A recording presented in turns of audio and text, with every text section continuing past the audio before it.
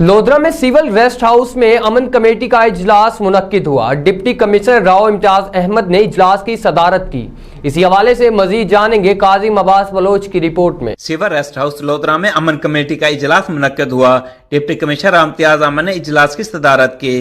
इजलास में district police officer Malik Jameel Zafar, chairman मुदीता अंजुमन ताजरान चौधरी सलीम, सदर अंजुमन ताजरान तासिम मासूम भट्ट समेत मेंबरान अमन कमेटी मौलाना मोहम्मद मियाँ, अरशाद गल्लू, हाफिज शेर मोहम्मद और दीगर मेंबरान भी मौजूद थे।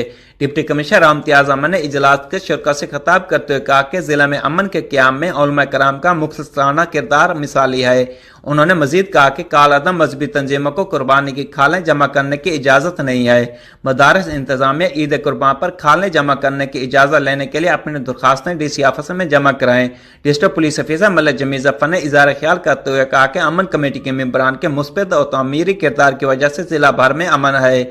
इजलास में अमन कमेटी के मेंबरान ने अमन के क़याम में इंतजामिया को अपने भरपूर तावन की यकीन दहानी कराई। कैमरा टीम के साथ डॉक्टर काजिम अब्बास बलोच, राज न्यूज़, लोधरा।